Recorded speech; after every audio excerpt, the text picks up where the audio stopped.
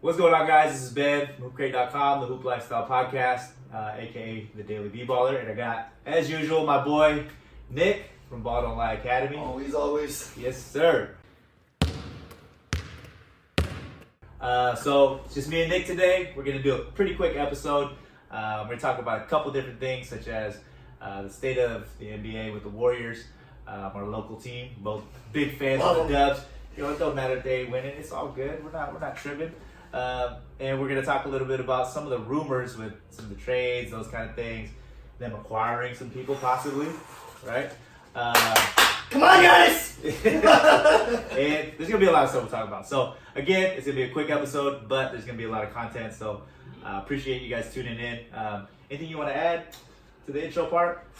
Well, I guess I'll segue my way into the Warriors real quick. He'll ask the question, but let me start with the Warriors. Been a big Warriors fan. I love the Warriors. Watching the Warriors at where they are right now to a couple of years past where they've been just dominating the league almost to now is crazy. It's like the We Believe team to me. I mean, it's so much fun to watch. We're scrappy. We ball out. We're dogging it. We're right in it. A couple minutes in each game. It's fun to watch. So that's how I'm gonna start out my intro with how I feel the Warriors are doing this year. And how it's still so much fun as a Warriors fan to watch them.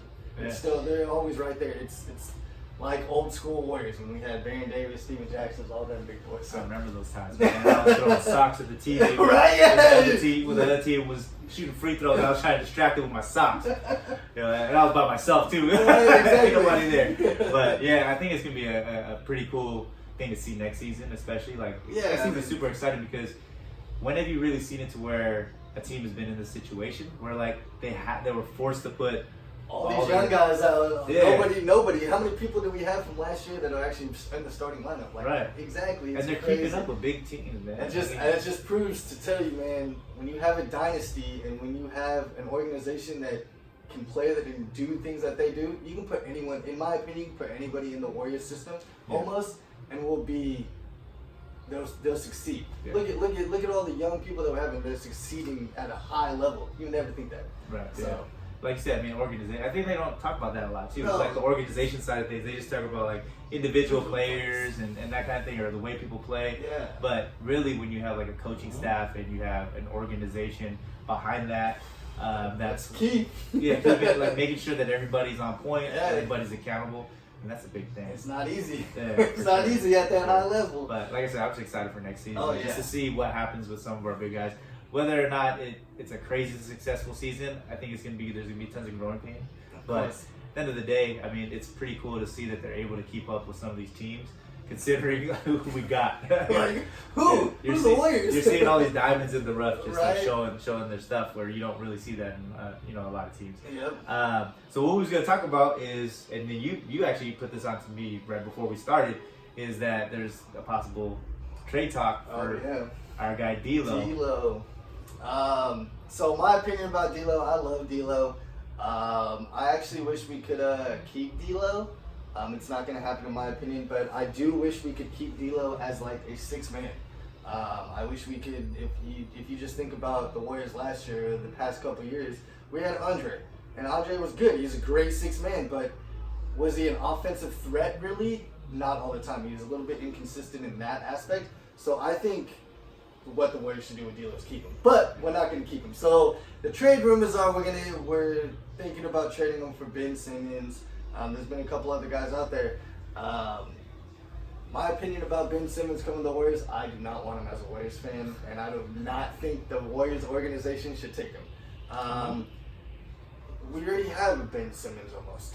I mean, we don't need. Who's that? I don't want to compare him to Draymond because he's a better offensive player than Draymond, and Draymond's a better defensive player. Yeah. But he almost plays the ball like Draymond Green. He wants to play the ball inside. He takes these little mid-range jumpers and everything, and we don't need someone like him.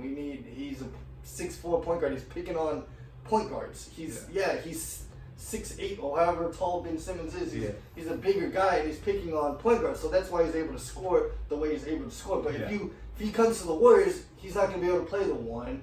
He's going to have to play the 3, the 4, and it's not a good fit for us, in my opinion. Do you think a guy like D'Lo would even take kind of go back to your previous point. Do you think a guy like D'Lo would even take that 6-man role? Do you think he'd be willing to? If you bring a big package with him, if you bring someone big over to the Warriors, somehow, someway you work out a big package, I think he's willing to take that championship ring. Yeah. I mean, that is a question I think he would. He is pretty hot-headed, and he does like to be that superstar. Yeah. But but then he kind of had it. He kind of knew what he was getting into coming into this year too. Because he had Steph, and he knew he was going to have to take down his minutes a little bit with Steph. That's true. When Steph came, when he got hurt, all that happened. But I think that made the decision, or made him feel a little bit more at ease with his role. Yeah, he's like, because he knew he was going to get time. Exactly. He's like, nah, I can do what I want. Let me drop my buckets. Yeah, exactly. Yeah. Game comes easy to that guy, though. Yeah. All right. Cool. So I'm going to say no on Ben Simmons. X that out. Big X. Don't do it. Now you said something about Giannis possibly coming over, right? Man, you mentioned that, and that's the dream, right? That's the Warriors fan dream. That's everybody wants Giannis to. What are the chances, though? That's big rumors. It is big. And there's always gonna be rumors, right? Always. I mean, he's gonna want the max deal. So his max deal, what's gonna be 260 maybe, 260 million. Can the Warriors pull that off? Get rid of a couple guys and have him come over. I mean, in my opinion, as a Warriors fan and watching basketball the way I watch basketball, we need a big guy. We need a big guy that's going to dominate the way he dominates. What's the I'm going to give it a percentage-wise. Yeah, I'm going to say throw a percentage out there. And Steph was like whispering to I know. I heard all of it. You got the whole Instagram, Facebook, and everything thrown out. Hey, what'd they say? These guys are politics. What did they say? Oh, it's all politics over there. It's all politics. Him and Steph, I think, are really good friends. I mean, they seem like they have a good relationship, and Steph knows how to work his magic. I'm going to give it a 40% chance. I think Steph is like the quiet politician. You know what I'm saying? Oh, he's 100%. LeBron's like the loud. He's got everything up his sleeve. And he look how we pulled up KD. Yeah, I think LeBron's like the mafia boss. Oh yeah, he comes in. Steph's like that smooth talker. 100%.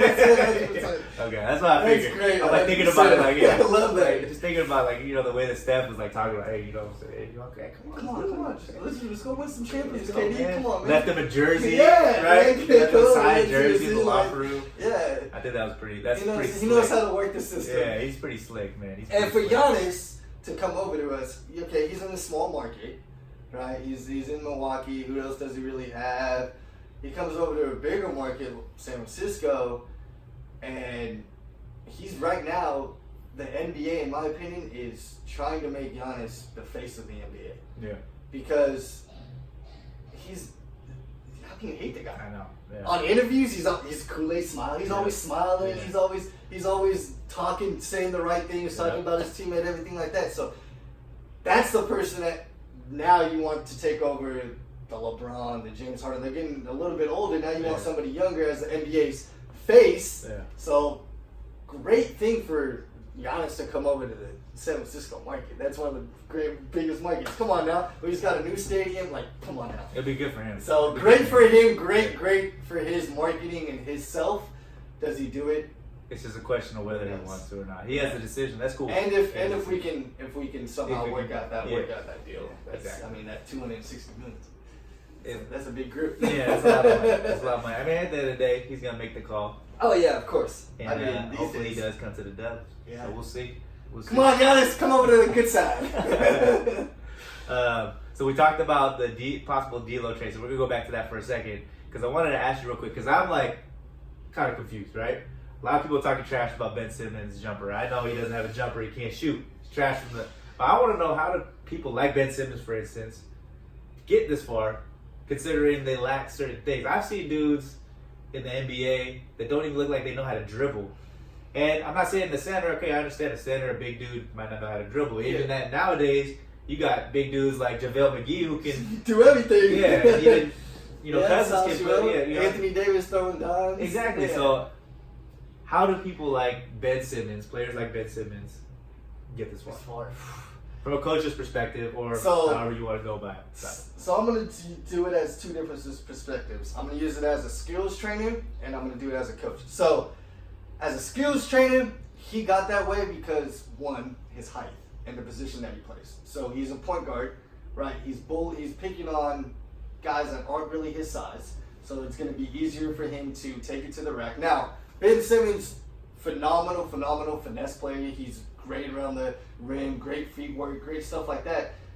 But he literally cannot shoot a jumper to save his life. So in my opinion, the reason why he's made it is because he's picking on people that are smaller than him, right? So if he moved to the position that, the way that he plays, because he, in my opinion, he's not really that great of a, I mean, he's a good passer, but he gets his bread and butter through. You seem conflicted. Yeah, like he gets his bread and butter. He gets his bread and butter through the paint. Yeah. That's how he scores his buckets. Yeah. So as a skills trainer, he, in my opinion, as a skills trainer, he does it through his height and through the advantage, the mismatch that he has in that way. So if he moved to the 4 where he's trying to bully someone the same size as him, it ain't gonna work. Does that happen a lot, you think?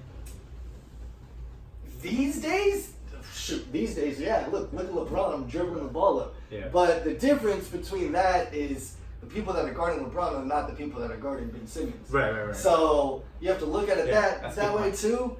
So the people that are guarding Ben Simmons, one, are just a lot smaller than him. He's just getting easy buckets. From a coach's side, he does, like I've been saying, he does take advantage of the smaller people, but his work ethic is crazy. People really don't see that about Ben Simmons. He's always in the gym. His work ethic. Now, him and Embiid are kind of, they're not a good fit. That's why they want to get rid of it. Yeah. They want to get somebody they're trying to build a franchise around Embiid. Yeah. But the reason why it's not working is because they got no 3-point shooters.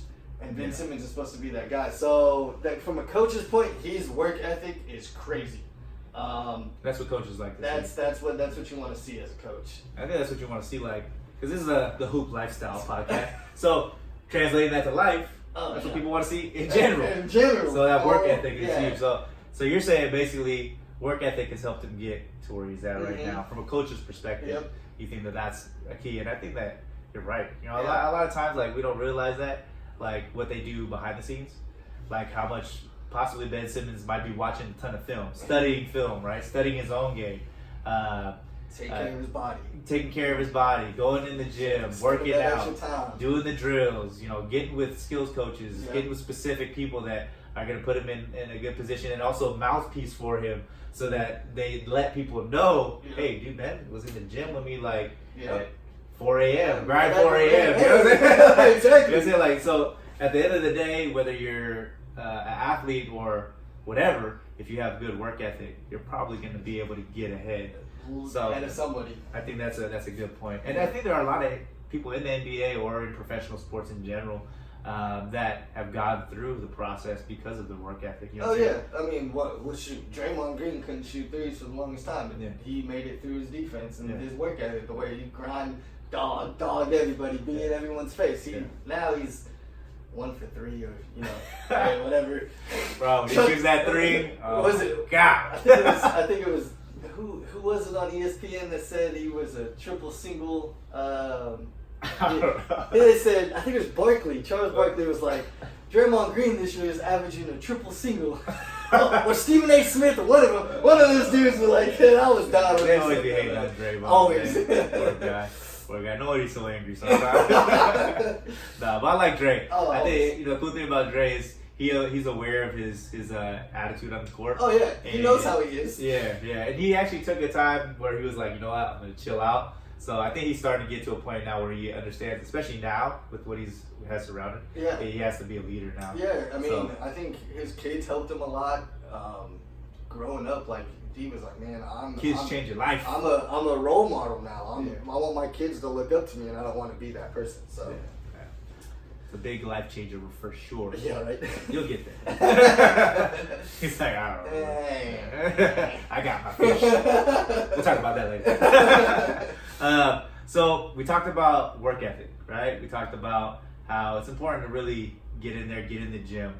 Now, from a coach's perspective, the next part I wanted to talk about and ask you is, what do you think is the difference between, like, let's say, for instance, because you have an organization, we talked about that. You have a good organization around you, you're going to have an awesome, opportunity, like with the Warriors, for instance, we talked about, to have a good team, even when you don't have really great players, right? Talent, But you have a good organization, you have a good coaching staff. Now, when players want to get better at specific things, they go to a skills trainer. And you've been on both sides of it, right? I've been on both sides. So you've coached teams, right? And you've also been doing you've been doing one-on-one sessions or small groups. Do you feel like there's a different role, like a Steve Kerr head coach would have, versus like your friend Tyler Ralph? Yeah. Do you think they have a different role in a player's life? Oh, completely. In the player's life. Kind of hit you sideways with that. You did hit me sideways with that one. They might have almost one-on-one training is going to have more effect on for sure on a person's life. A coach has to worry about how many players on the team, right? He's got to worry about the whole team. He's got to worry about everyone's attitude. How can I fit everyone in what works good? He's got so much on his mind. He's worrying about Steph. He's worrying about Steph. He's worrying about Clay. He's worrying about his main dudes. But how is Jordan Poole on the end of the bench? Not right now because he's playing a lot. But how does that last person on the end of the bench? How does that coach try to make that guy better? Mm-hmm. Now that's what makes a good coach. But I think to change a person's life more is that one-on-one. You're getting that one-on-one action with that person. You're breaking down their whole basketball fundamentals, the way they shoot the ball, the way they dribble the ball. So I think that's more life impacting than a coach. A coach is trying to figure out what five work together, what teams, what things work together. How can I make my practices better? How can I make my team better? Stuff like that. One-on-one skills training that's why I like it so much. It's more personal with the person you're trying to work on. How can I make this person better? Right, the coach is trying to figure out how to make that person better, but he's also trying to figure out how to make that team better as well. So I think you look at to answer your question, I'm going to say a one-on-one skills trainer or small groups or whatever you want to call it puts a bigger impact on a child or on an NBA, college, collegiate level kid than a coach does. Yeah, I think that the reason why I kind of wanted to go there is because if you think about it, you're right. Because as a kid or an athlete in general, you can't really go, like you can go to your head coach if you have problems. Yeah. Or you want to get better at certain things. But is that coach going to have the time to sit down and say, okay, Nick, let's go over here and do this while the rest of the team, you know what I'm saying? And it's the knowledge too. Does that coach, a lot of coaches don't have that skills knowledge. As a skills trainer, I'm watching skills videos. I'm watching drills all day long. I'm trying how to make these kids better. Mm-hmm. As a coach, you're watching plays. Yeah. So it's too scouting. You're scouting how to play against how can I beat that defense? They ran this defense's game. So with you, you're like, footwork. Footwork. I'm gonna work on that footwork. I'm gonna work on why is your elbow out when you shoot the ball? Why? What can I do to make you faster? What can I do? What can I do to improve your feet work? Stuff like that. Ball handling. So you break their basketball IQ and their basketball as a player down more than as a coach. Okay. Shout out to Moto Line Academy, by the way. Check them out. Hey, check me out. Always doing sessions, one-on-one sessions. Hit them up. Yeah, DM me. Let me know. Would you ever do online sessions? Online sessions. So you're talking about? Have you ever heard of online sessions before? I maybe think you know what you're talking about, but I'm just gonna guess, but like FaceTiming with the kid in another gym. I just want to throw it out there. Yeah, like Or like YouTube. Like YouTube. Like YouTube videos. Yeah. No, yeah. So I've been thinking about doing like content on YouTube, breaking down like that kind of stuff. I haven't done it yet, no. I want to get to a little bit more established, I guess you say, before I start doing it. But that kind of brought me up to a point, man. Maybe like... Gotta do it, man. Now I got thinking, man. But so it's in the works. Go follow them. Always Bottom Line Academy. I also do plug me a little bit, but I also do 3 picks a day. So it's all different sports. Right now I try to stay with college basketball, NBA picks. Football right now, football's big. But I do 3 picks a day. I pick the spread. If you DM me, message me, text me the picks that I posted on my story. And your driver's license, make sure you're over the age of 21. Yes, make sure you're over the age of 21. Just want to throw that out. But it's no gambling, so it's all free picks. Oh, okay. Basically, you're going to pick the spread. I give you the spread, and then At the end of the month, there'll be a giveaway for the top person or the top person with the best record. So you just have to beat the spread. Right now, I got a good amount of people coming through. So at the end of, it's going to start February. February 1st will be the first month that I do it. At the end of the month, there'll be a giveaway for the top guy. So you can always follow me on that. Every day I post 3 games, all different sports. So always follow me on that too. What was it again? Is it through? Yeah, so it's through Bottom Line Academy. I didn't even know. I don't gamble. And by the way, his prize is not a cash prize, so no. So it's That's just there's books. Just want to make sure, you know what I'm saying, like don't get audited over here. Right? No, it's just fun. So that's Yes, cool. it's just fun. Just to cool. interact with people, get people thinking about sports and stuff like that too. I don't just do NBA, I do all different ones. So Nice. And that's something that we want to start doing on this podcast too, is intertwining like sports and sports, stuff. you got to. Yeah, all athletes, go through the same stuff, whether it be on the court, on the field, or in life. And that's kind of what I want to talk about with the skills trainer and then the coach thing. Because, you can go to a skills trainer as kind of like at some points, like the skills trainer like yourself is going to want to know about the kid's life. How do they, react to certain things in their life, right? So, Oh, yeah. The way that you live life is a lot how you play basketball. Shout out to Herb, because I know he said that on our last podcast. So, but flashback. But literally, it's 100% true. The way you play basketball on the court is what it reflects on your life, 100%. So as a trainer, I'm trying to figure out, hey, what's going on? You just break up with your girlfriend? Why you got that little attitude right now, man? You 18 years old, you coming in with an attitude? Don't come in here with an attitude. I'm always trying to figure out why that person is acting the way they're acting. And then once I can figure that out, then I can work my way up on how to change that attitude and do all that. Have you ever had instances with kids where like they're going through something outside of the gym? Oh, and they come in and all the time. Yeah. All How the hard time. is it to train them in that instance? You have to. So I kind of bring it back. I kind of work with them the same way I work with kids that come to me that don't really want to train. You just have that demeanor on your face that I can just tell you don't want to be here, dude. You don't want to put in the work. You don't want to. So I try to work that into it. It really just depends on what they're going on with life. So like I had a kid, for example, that his mom just passed away, right? So he comes to me and he's trained with me, and I'm like, I understand you're going through a lot, dude, but you have to use whatever sport you're in. Like I always say, and Danny, for example, flashback to kid. You I'm take gonna it plug back, everything. We do a replay after replay. Right? But we use me and him, or everybody that we usually play with, use basketball as a sanctuary. So if you play baseball, use the baseball field as a sanctuary. So you can't think, or you have to try not to think about what's going on outside of your life, and just worry about focusing on skills. So sometimes I'll sit them down and have a small talk with them, something like that. Try to give them a little pep talk. But I try to just it's hard to not want to train with me. Yeah. It really is, because it's just the way that I am, the way that how I train. It's hard not to want. For example, I trained a kid a few days ago, and he came in the first 5-10 minutes. I'm like, dude, you don't want to train. I can just tell. So I'm gonna make you want to train and make you want to be here. So I'm gonna change my whole training session from, because you have an attitude. Now I'm gonna try to make your attitude go away. Yeah. Right. So I'm just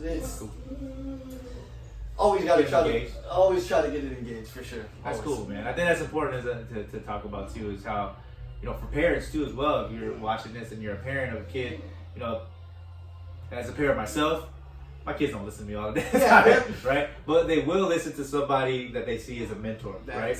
A skills coach, coaches too as well, team coaches. Yes. They can be mentors too, but when we talk about a skills coach, that's somebody, like you just said, very personal, individual basis. So that's something to really think about. And I'm not like trying to sell Nick some packages here, right? BottleLineAcademy.com. Right? But it's true. It is 100% true. Just like he's saying, and I get parents that come to me and they're like, I've never had my kids with a skills trainer. I've never had my kids work outside of the AAU basketball and stuff like that. And they come to me and they're like, well, I've never had this because, one, you guys charge too much for my kid to train me. I don't have that type of money. And two, I don't find it effective. And I said, well, just give me one session with your kid and I'll show you how effective it is. That kid is going to come back from that one session, he's going to be a completely different person. Yeah. So it's really not, we might charge as trainers, we charge money or whatever. Yeah, we're charging you money, but it's really not about the money. We're trying to make these, as a trainer, I'm trying to make these kids better. and speak into their life and try to change their whole attitude on the way they play basketball. Because these kids, I'm telling you, man, your coaches do not do a good enough job on training the kids to work on that mental brain. I'll tell you that right now, because so many kids, you just go to high school game. Oh, this kid don't want to play basketball. This kid don't want to play basketball. You just tell by I don't even talk to them. You just tell by the way they look on their face. Yeah. So. And I think you take like the one thing that's cool that you mentioned is the mentality side of it. You're just talking about that as they can take that into every aspect of life. You know what I'm saying? Like you're gonna have a bad day. You know what I'm saying? They're gonna have bad things that happen to you. Yeah. It's how do you react? And how do you hold yourself? How do you hold yourself? Yeah. Are you still gonna handle business? Yeah. Right? Because I always tell my kids, and we talked about this before we started recording.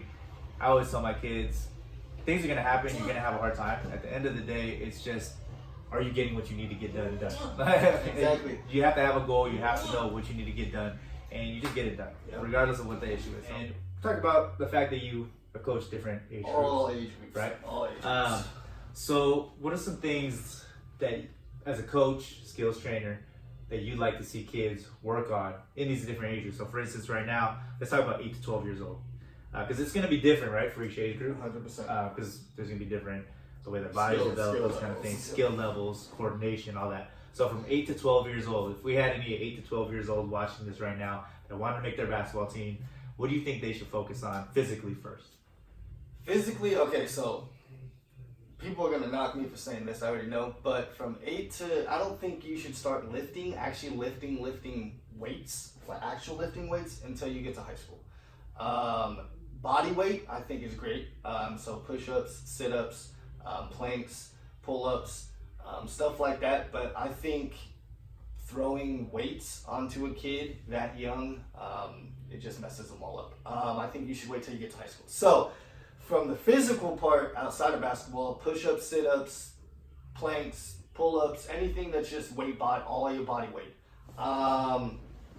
Fundamentals as a kid. Get your fundamentals right as a kid, and then everything else comes as ease.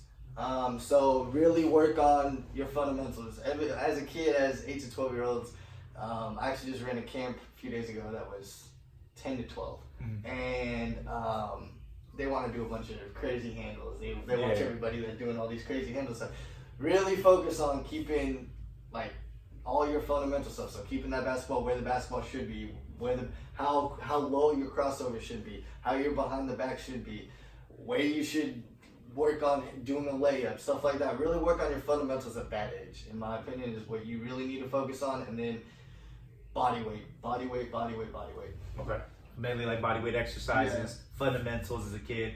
That's true, because my kid just had a tryout over at his school, and there were kids trying to do like behind the back, do all those crazy dribbles. They're looking at the ground while they're doing it, and they're not really thinking about what the team's doing.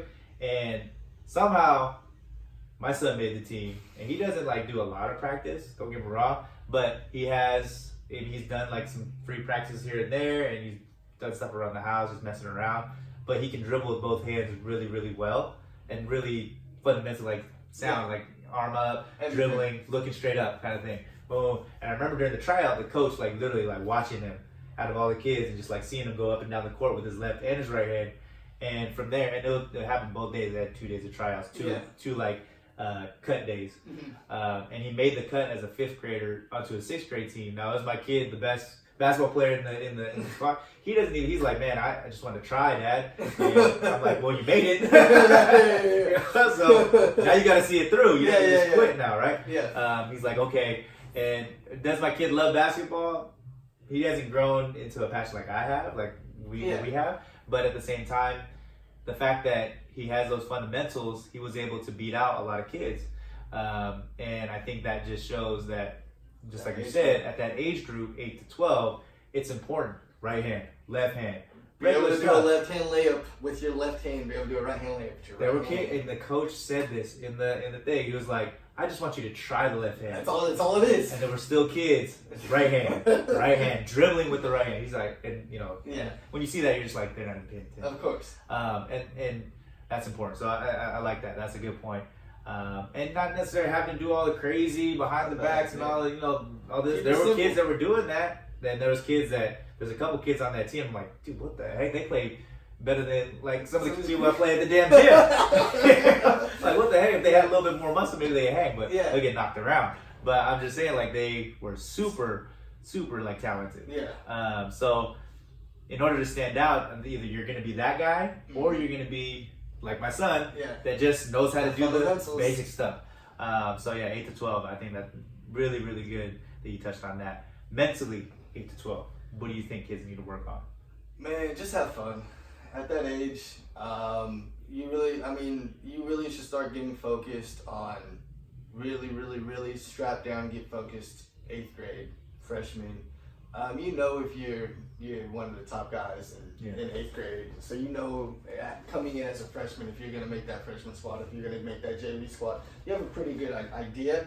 So mentally, as an 8 to 12-year-old man, just have fun. Stop getting mad.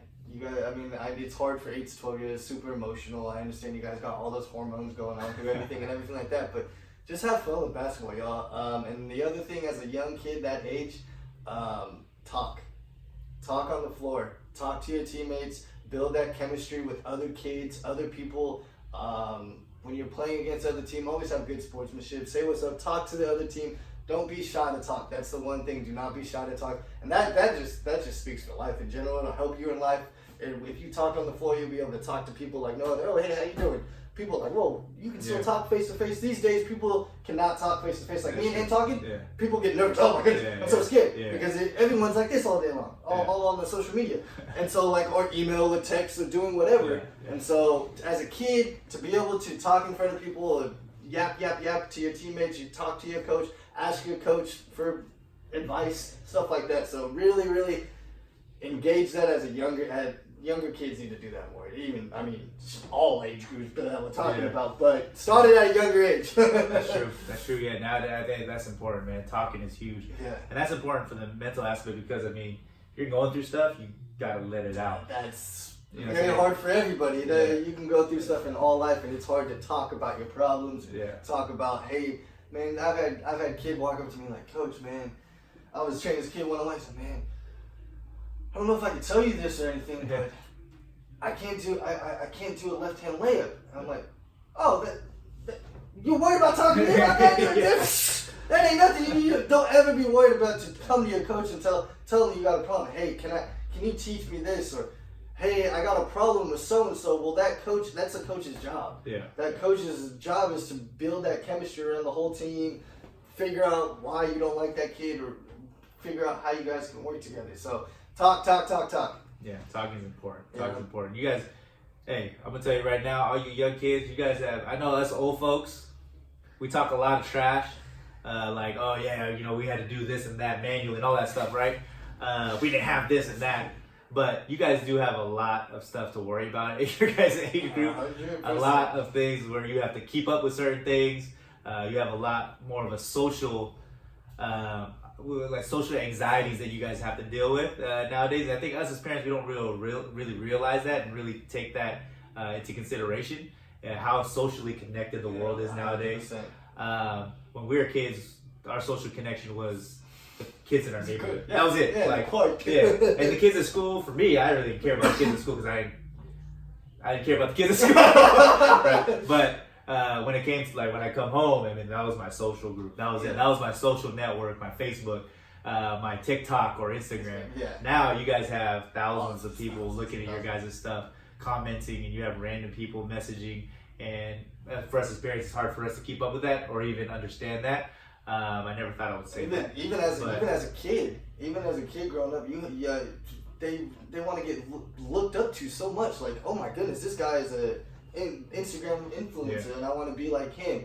Or you just have, like you say, random people. You can post anything on TikTok. You can post anything on Instagram. You just have all these random things. So there's a lot more that a kid has to overcome, in my opinion, now. To be able to become successful in life. That's true. Because you got, depression and all that kind of stuff. You got all that stuff, and it's starting at a younger age now. So, talk. Talk. Not gonna say depression and antidepressants, all that stuff. I'm not gonna talk about all that stuff. I'm gonna tell you right now, there's other ways to get around your problems instead of shutting down, sticking to the little phone and talking to your other friends. There's adults out here that really care, such as skills 100%. trainers. There's plenty of people that have gone through the things that you guys are going through, that have gone through it and solved it and gotten through it. Whether you're 8, 12, 15, 20, 30, 40, there's people who've gone through problems. Every problem has a solution because we've been around for freaking thousands of years. And shoot, we've all had problems. So, 100%. So that's wanted to touch on that. We're talking about the 8 to 12-year-olds, right? So that was a pretty meaty. That was a pretty good one right there. That was a younger one. What do I say about the older 13 to 18, man, y'all need to stop whining. Hey, I say it every single podcast. Stop being soft. No, 13 to 18-year-olds. 13 to 18-year-old physically. You gotta start lifting weights. Put that in your repertoire. Put that in what you do on a daily basis or your weekly basis, monthly basis. You gotta start lifting weights now. I think we said it on our first podcast, second podcast. Don't quote me on this one, but you gotta lift weights the right way too. So figure out as a kid how to lift weights at your age group. If you're a 9th grader, you don't want to be trying to lift like a power lifter. You don't know. There's so many things, like we said, there's so many things on the internet that you can look at. Well, everything on the internet's not right. Yeah. So figure out what you need to work on as an athlete and your position and what you need how to lift weights in that way. So lifting weights is one. And we'll touch on that because I've worked at a gym for the longest time. It takes one injury to ruin a whole career. Oh. Yeah. So, like you said, lifting right is extremely important. Don't go in there with your buddies and think that they know exactly what they're talking about. Talk to somebody as a professional, personal trainer, whatever. You don't have to pay. There's people at the gyms that'll answer your question for free. Yep. And if they won't, go find somebody that will. There's plenty of people that know what they're doing in the gyms. So yeah, that was very good. That was a very good point. Injuries come through lifting weights all the time, and a lot of it has to do with the way you're lifting the wrong way, stuff like that. So that's one. 13 to 18 is gonna be like 9th to seniors. Feet work, man. I'm telling you right now, to get to that next level, to get to the higher levels, feet work is super key. Feet work is gonna make you 100% better basketball player. It's gonna make you better in all of your whole entire game, everything. So feet work. Stay in the gym. Stay consistent. That's the biggest thing. Stay always putting up shots. You guys, like you just said, we talk about crap about you guys as kids all the time, and how you guys have all this stuff, and how we do, bro. Yeah, we didn't have all this and stuff like that, and so, but you guys don't realize how actually fortunate you guys are. As kids, we used to be outside throwing a football, throwing whatever season it was. Yeah. I was out there playing that sport with the neighborhood kids, doing stuff like that. You guys can sit on your computer, sit on your games, do all that kind of stuff. So stay consistent in the gym and find time through your day to get in the gym. And when you do get in the gym, make the gym purposeful. Do something that you need to work on. Don't just go in there and shoot a couple shots. No, work on a step back. Work on something that you don't normally do and stuff like that. So have a purpose to your training. So I'm gonna say those are pretty much what you need to focus on as a 13 to 18-year-old kid. That's, like I said, in 8 to 12, you're mental, man. As you get older, it doesn't matter, from 8 to 40, 50 years old, you're always going to fight that battle in your brain, right? Mm-hmm. So the easier you figure out, or the sooner you figure out how to manage your brain, or how to, when I get upset, how to change that attitude, is going to help you out tremendously. So figuring out your brain, which is one of the hardest things in life. I'm not saying it's very easy. I still haven't figured out my own brain. It's not saying that it's very easy, but that attitude on the floor is super key at that age. Scouts, if you're a higher level high school kid, scouts watch that. Scouts watch that demeanor on the floor. How you around your other teammates. Talking, it's gonna be the same. Talking.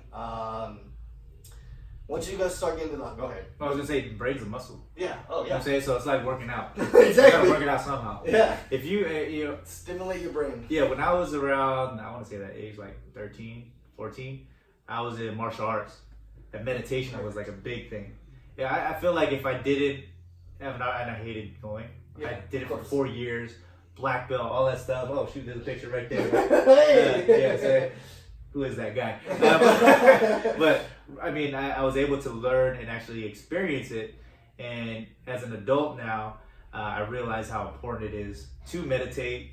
You know, so if you're at that age group and you can practice it on your own, you can perfect that. That's just as important as hitting the weights. 100%. You know what I'm saying? And athletes, LeBron James is he's linked up with the Calm app. So that's one huge like app for meditation. Like if you go on your phone right now, you can purchase it or download or whatever. I'm not plugging them or anything like that. Right? I'm not like a Laker fan at all. Okay, not trying to plug LeBron James. Let's get that straight. 18 right? So high school kids, you said weights are important, right? Weights are important, but the way you lift, fight that battle in your brain. Try to figure out how you can fight that battle in your brain. Talk, and then stay in the gym consistently. And when you stay in the gym consistently, have a purpose to your training. Really, I know it sounds petty, and I use it as a life lesson for me, and it took me a long time to realize who told me to actually do this, but log things, man. Write things down. Our brains are very smart, but we also forget about a lot of things too. So if you're able to log everything, just have a little piece of paper each day, just write down little notes, whatever you need to write down, but log things is key too. Have a purpose to your training, log things, you'll be all right. Journal? Start a journal. What? I've heard of that thing in a long time, man. Diaries. You can start a journal on your phone too. You could, you know what I mean? You don't need to write no more. You could. Or go to the Dollar Tree and buy some paper, man. And do it old school. I write on a piece of paper. I write on an index card every morning. I fill out an index card of different things I got to do through the day and try to accomplish them, because when I look at that each day and I'm like, dang, if I have 6 things on that piece of paper and only accomplish 4 of them, I'm like, man, I didn't do it. I didn't do what I was supposed to do today. Yeah. Or if I accomplish all 6, if I feel like a good person. It makes yourself, at least for me, it makes me feel accomplished throughout my day and stuff like that. So log everything, man. At least lets you know that you were active. Yeah, it holds you accountable, which he loves to hold people accountable. So I'll start holding myself accountable. Right. Everyone's got to hold themselves accountable. So from 8 to 18 and up, we talked about the physical and mental aspect of how do you train yourself to be physically stronger for basketball, for sports, or for life in general, and how to be and what you need to do to be mentally stronger too. Of course. Meditation was my main thing too as well. So again, touch on that. I'm not gonna talk about the app no more because again, I ain't plugging in no more. All right. So the mental aspect of the game, you talked about a kid's demeanor, right, on the court. So I don't think it gets asked a lot. I mean, we see how NBA players react to referees on the court. And I know a lot of referees too as well. I'm sure you probably know your fair share of referees in different leagues and different organizations. We know that they got to go through a lot. So as a coach, how do you feel, how do you expect your players to react and to interact with the refs? So it's hard to say. So at each level is a different level, right? So if I'm coaching a team, it doesn't matter what age group I'm coaching, maybe all the way until you get to the NBA, which I probably won't be coaching ever that high because that's not my passion. My passion is one-on-one training. But so if I'm coaching a high school team, my kids aren't allowed to talk to the ref. That's just my opinion. I think it's more of a coach's job at that age to engage with the refs. You can ask refs questions in a respectful way, but you see kids blow up on refs all day long. Yeah. Don't get me wrong, these referees are still human beings making very low basically minimum wage. Yeah. So at that level, at AAU level, at stuff like that. So kids blowing up on referees should not happen. Because you already know parents are already... Oh, parents are yapping at them all day long. They already got to go through the parents. Then they got to deal with the coaches because all y'all coaches want to yell at them all the time.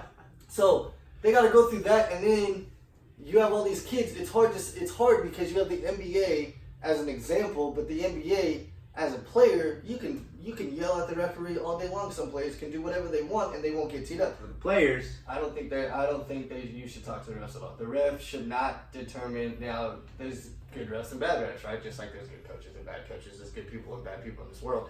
But I don't think that the game should determine how a child demeanor is on the floor. So the kids are always going to get mad at the refs. You get mad at a ref just in the league game. Yeah. Right? We all get mad at refs. Yeah. But we have to learn as athletes. Yeah, right. But we have to learn as athletes to not let that referee determine that game, because that referee is making that call, and that call is not going to change. Right? So big thing in life, don't get mad about things you can't change. Right. So that's one big thing. So my kids, if I'm coaching a team, on all my teams I've coached, if you talk to the ref in a rude or in a way that the ref doesn't like it, and you can tell that he doesn't like it, you can go up to the ref. I don't mind you talking to the ref, asking him questions why a few plays ago did you foul him and stuff like that. But there's a way to go up to a ref and there's a way not to go up to the ref. So if you go up there with attitude, you're yelling at him, it's a bull crap call, blah blah blah blah, I'm gonna get on you as a kid, because that's not your job as a player. Your job is to play the game. My job is to worry about the referees and coach you guys. Now, do you, as a coach, you let your kids know that? Oh yeah, 100%. Well, 100% right up front. So the coaches. I mean, the kids will know how I coach, the way I coach. I will lay it all up down right when I start coaching the team. And do you think coaches should let their player, like other coaches, should do that too as well? 100%. Coaches, all coaches need to talk to the players more. Okay. I talk to so many kids that I do one-on-one training with, and they're like, my coach don't even talk to me. Dude, you're a star player. You're the number one. You're the whole team, and you don't talk. Anyways, they just like let them go. Like, go ahead. We're good. You're scoring 30 points. You don't even have to be here, man. This is for them. Yeah, like I don't understand a lot of you guys, but that's just me. Sorry, guys. Yeah, man. I'm not in the coach's thing, so I can say whatever I want because I'm not in that circle. I don't know, man. If y'all know his face. I think that's true, man. Because I mean, even for myself as a parent, I'm gonna say things. Of course. So I'm gonna say things like, "What the hell, man? That's a terrible call." Yeah. When I did coach, which I did a little bit of assistant coaching. Shout out to the Terps, Charles Atacora. Big shout out. Let's go. Boys and Girls Club. Tracy. There you go. All day. As an assistant coach, I mean, I would like yell at the refs and stuff, and I'd be like concerned, like what's going on, make the right call. Donnie, I think you might have been. Donnie was one of our previous guests. You might have been on the other end of some of those yelling. I just didn't know it was you at the time because we were cool at the time. I still probably would have yelled at you, but it's just part of the experience. I think, but like you said, I think especially for the age groups, depending on the age group, it's important for us to set that expectation for our kids to let them know, hey, even though you worry about the game, about the game. Let me worry about that. Yeah, plus you're kids, so don't talk to no adults exactly. like that. Exactly. That's a whole other conversation. Right. Yeah.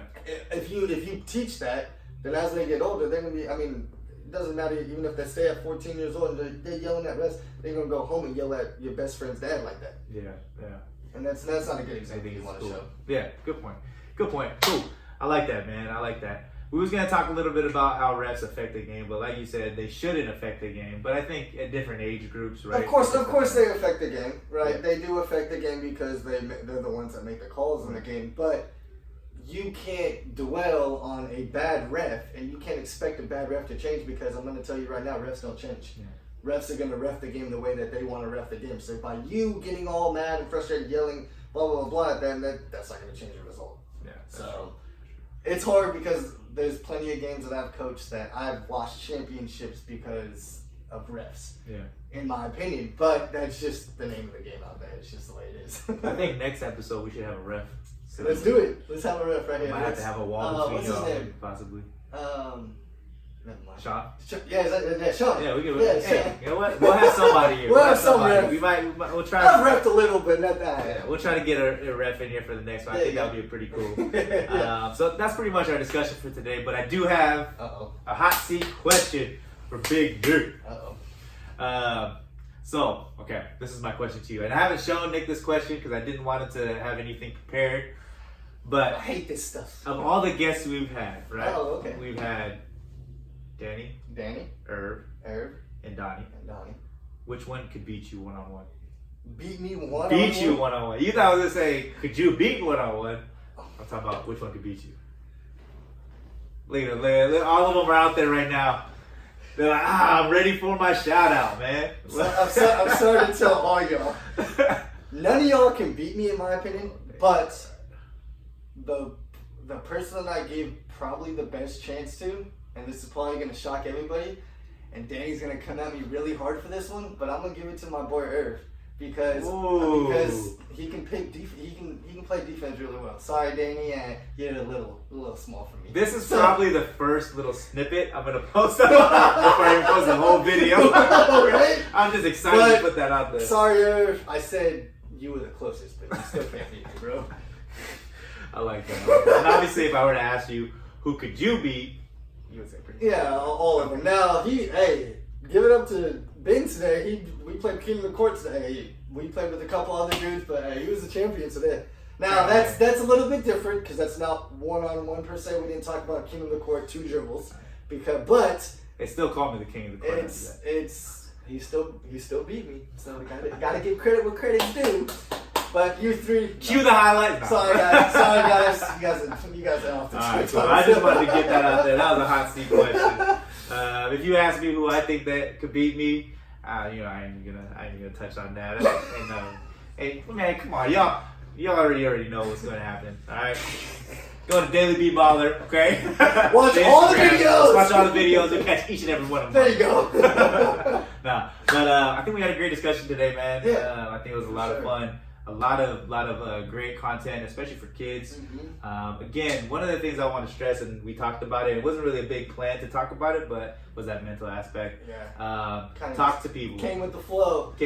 Talk to people. Talk to your coaches. Talk to your skills trainers. Talk to adults, whatever. If you guys have any issues at all, it's important, especially in today's world where there's so much stuff going on and you're connected to every single little piece. When I was a little kid, I didn't watch the news. Now my kids know that Iran's trying to kill us. What's going on? Damn. And they're saying they're going to send Nerf bombs over to Iran. Like, what the heck? They're going to shoot Nerf guns over there? I'm just saying, it's important. We're so interconnected in today's world that you guys definitely want to make sure that you're talking to your parents, talking to your mentors. If you don't have a mentor, find a mentor. I'm not talking about your desk buddy. I'm talking about a teacher, somebody that you can really confide in, that you can trust, and really come to them whenever you need the help with anything. And to be honest with you, I know you guys don't know me, you guys don't know Nick, but our inboxes are always open on Instagram. Always open. We're always available if you guys need somebody to talk to. And we all have life experience, especially when you are at our ages. Yep. So we can always help you out with certain things. But at the end of the day, thank you guys for the support on this channel. We're going to keep it going. Next episode, again, we're going to try maybe get a ref in here. Yes, that'll be pretty fun. That'd be cool. I might have to have a cage that's in just me inside the cage without the ref, but it's okay. And, real quick before we go, I wanted to, we had a couple questions actually. I forgot to mention. Do you have a second, Nick? Yeah. Yeah. Cool. Okay, so real quick before he asks. While I'm pulling this up. Yeah, while he's pulling this up, going kind of back to what he was just saying about the mental part.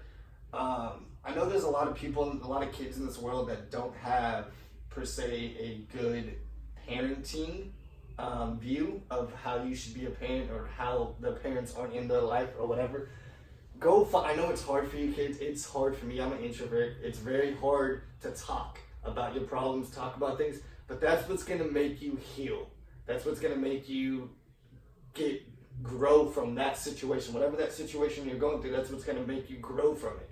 If you keep it all in, bundle it all in, I'm sorry to tell you, you guys aren't, nobody, I don't care who you are, nobody is strong enough in this world to go through life by themselves.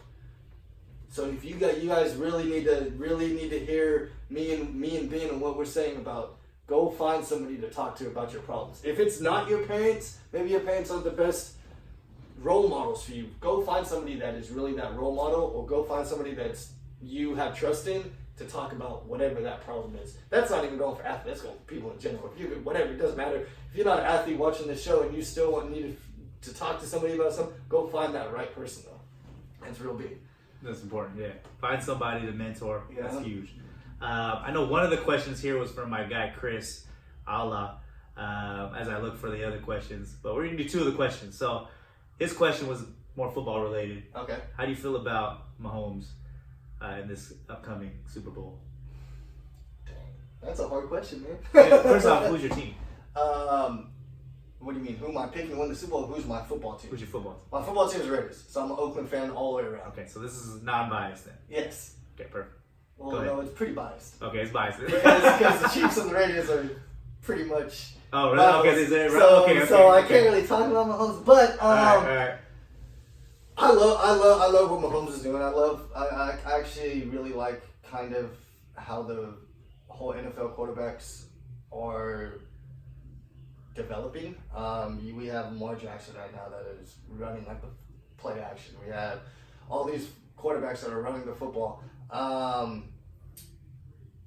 I think Mahomes is a great quarterback. I think he learned a lesson when he got injured, when he got hit. He learned a lesson a little bit about running. I think every running quarterback will learn that lesson. Sorry, Lamar Jackson, you haven't learned yours yet, but it is coming for you. When you take that big hit, you will take a little step back, in my opinion. But yeah, I mean, Mahomes is a great quarterback. Do I think they win the Super Bowl? I'm sorry to tell you, I don't. I don't think that team all around is as good as the 49ers. Yeah, that's my take on Mahomes. He has a great arm. He can throw. I love his little sidearm throw that he throws. Don't think you're gonna win, buddy. You guys probably know my answer. Just gonna put that out there. Right. Next question is from Junior Lopez. So he's a fellow skills trainer, actually. Okay. And I'll actually put his thing in the link in the description below. So if you guys want to check out his, he does a lot of East Bay work out in Livermore also as well. So check him out. Fellow teammate too as well with the Hoop Crate Squad. His question was how's the game changed, and will it ever get back to an era of mid-range easy shot rather than everybody looking for the three ball? Oh, the game's developed. We've talked about it a little bit, but the game's developed so much. Like you said, but his question was how will it develop, or will it ever go back to that mid-range shot? I don't think so.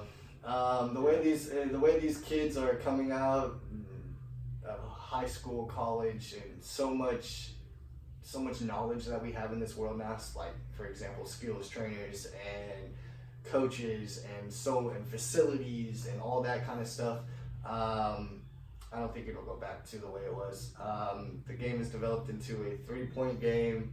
I really hope it does. For his answer, I really hope it does go back, because I do miss the fundamental throw the ball down to the big man, let the big man do the work. And if he don't got nothing, let him kick it out. But I don't think it's gonna go that way anymore. Yeah, I mean, I was watching a game the other day, and they were just running back and forth shooting threes. It's just threes after threes after threes, and it's hurt the game, and it's made the game better. But I don't think it'll go back, unfortunately. Yeah, I think from an entertainment aspect, it's kind of hurt the game a little bit. Because when I was watching that game I stopped watching it through the majority of it. I went back to watch it at the end, and they were like, 3-point. I think it was like a 3-point record. I think it was I want to say it was Houston versus some other team. I forget what the team was, but they just kept chucking up threes, man. I was like, oh my gosh, this is like boring to watch. It's like, no, just run it up, boom, three, other side, okay, three. No offense, no ball movement. Yeah, it was like no plays, not like you remember when teams just run up. Yep, run, call the play. Run one. Exactly. There's none of that no more. It's just there's nothing. So yeah, as far as will it ever go back? I think I agree with you. I don't think it ever will. Unfortunately. Hopefully there'll be something that changes, but I just don't think there will be either. Them extending the 3-point line out and all that stuff. Maybe, I guess that might help, but talking about 4-point play. All right, big three, here we come. And so there was a couple other questions that we're not going to get to because Kiko Perea, actually, you mentioned the question you really wanted to, you liked it, was the top 10 greatest players of all time and why. I do like that one. That's probably a whole episode. Exactly, that's a whole episode in itself. So that might, I really like that question though. So we'll touch base on that later. Now, if you guys have other questions that you guys want us to answer within, please comment below and we will get to those questions. But I know I said that it was in earlier, but I forgot that we wanted to touch on this. Was there anything you wanted to add? No, I think we're good. I think this was a really good episode. We actually came in this episode not really trying to talk about mental aspect of basketball, but that's kind of what we talked about a lot of it. And I think that's really good for kids these days and how you guys are growing up. There's so much in this world that is not good for you guys to see, and so to be able to fight that brain in your be able to fight that mental brain that battle is hard. So to be able to figure that out is real good.